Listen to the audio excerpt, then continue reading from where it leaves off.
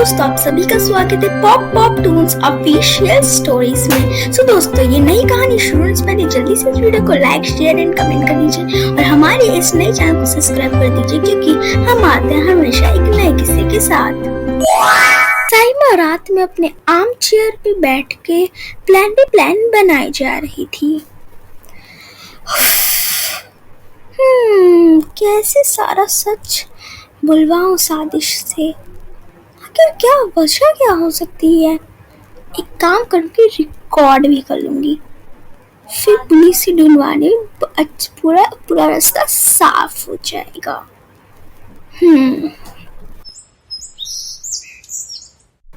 सुबह हो जाती है और ऑब्वियसली साइमा ने प्रिया को मना किया होता है। वो अकेले ही बच्चा खुश काम करने के लिए अपनी कंपनी एक्टिंग के लिए जाने लग जाती है। तो चलिए हम सीधा चलते हैं जब वो साइमा सादिश के पास जाती है। अब आगे पागल हो गई हो तुम, एक नंबर की पागल हो तुम। 2 दिन तक क्या मर गई थी यार? सांप सूंघ लिया तुम्हें? हाँ, इतनी सारी प्रैक्टिस वगैरह तुम्हें करनी थी। परसों तुम्हारा कॉन्सर्ट होने वाला है और तुम महारानियों की तरह आ जा रही हो। ओह हेलो, आप मुझ पे इतना क्यों बरस रहे हैं? आप बोल तो ऐसे रहे जैसे कि आपको पता नहीं कितनी जल्दी पड़ी है। लग रहा है कौन सी ट्रेन आपकी छूट रही है। व्हाटएवर। चलिए, आप शाम को मेरे घर आएंगे। हम वहीं पर ही, मैंने 2 दिन से प्रैक्टिस करी थी इसलिए कुछ काम था मेरा। शाम को आप घर आए, वहीं पर डिस्कशन वगैरह होंगे और हमारा काम भी इजी हो जाएगा। ओके? हाँ, ये भी ठीक होगा। और मैं तुम्हें कुछ कॉस्ट्यूम भी देती हूँ, वो भी कॉस्ट्यूम रेडी करके घर में तैयार रखना। मैं आ जाऊंगा तुम्हारे घर में, ठीक है? साइमा उस तेशा की पति यानी सादिश के कमरे से बाहर निकल जाती है। फिर सादिश साइमा के बाहर जाते ही कहता है, हे भगवान, राजेश मुझे क्या क्या नहीं करवा रहा है। अब मैं कितना पाप तो नहीं कर सकता। अगर अब साइमा के साथ मैं ऐसा नहीं कर सकता हूँ, इसलिए अगर साइमा मुझे अपने घर में बुला रही है तो मैं अब जो मुश्किल मिठाई लेकर जाऊँगा और उसके अंदर बेहोश होने की दवाई मिला दूंगा। फिर अपने दोस्त राजीव को बुला लूँगा। फिर वो जो करना होगा, राजीव कॉन्सर्ट वगैरह सब वो करिए और मैं ये सब नहीं कर सकता हूँ। हे भगवान, अब मैं क्या करूँ? अब कैसे ये सब करना पड़ेगा, नहीं तो मैं सच्चाई सामने ले आएगा। झूठ बोल रहा है, अब मैं क्या करूँ? साइमा गई नहीं थी। तेशा के पति यानी सादिश के रूम के बाहर खड़ी होकर सारी बातें सुन रही थी और वो कहती है, ओह आई सी, ये सब अब प्लान कर रहे हैं सादिश। वैसे इसमें कोई बुराई नहीं है, राजिद की वजह से ही सादिश ये सब कर रहे हैं। ओके, मैं फटाफट से तेशा को कॉल करती। शाम हो जाती है और तेशा का पति यानी सादिश कुछ स्वीट्स प्लास्टिक के बैग में ले लेता है। साथ ही में वो नॉन हार्मफुल मतलब बस सुला देने वाली एक मेडिसिन की बोतल भी खरीद लेता है।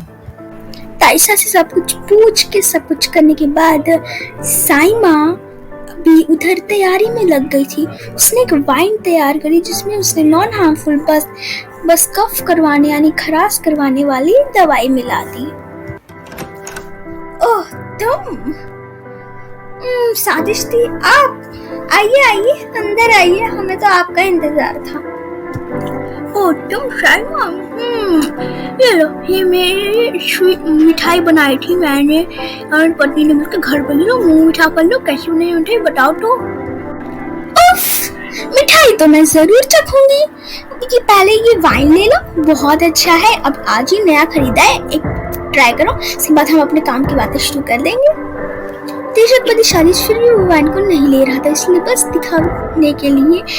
साइमा तो पता था कि उसने बेहोश कर देने वाली मिठाई में दवा मिली, बस वो हाथ में पकड़ लेती है उस मिठाई के डब्बे को। साइमा की मिठाई खाने से पहले ही तेशा का पता चला जिसने पूरा का पूरा ग्लास ड्रिंक का खत्म कर दिया। उसकी आंखों के सामने पूरा का पूरा अंधेरा छा गया था। फिर तभी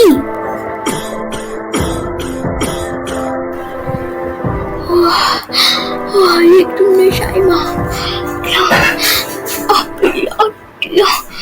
मुझे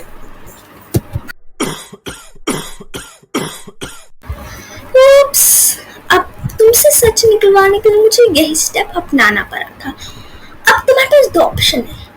अगर तुम्हें ये खराश यानी इससे बंद होना है तो मैं एक दवाई दूंगी, वो खा के तुम्हें एकदम ठीक हो जाओगे। अगर तुम क्यों ही लड़कियों को ऐसे पकड़ के कॉन्सर्ट वगैरह करवा के पैसे दे देते हो, राजे से तुम्हारा क्या रिश्ता है सब बताओ।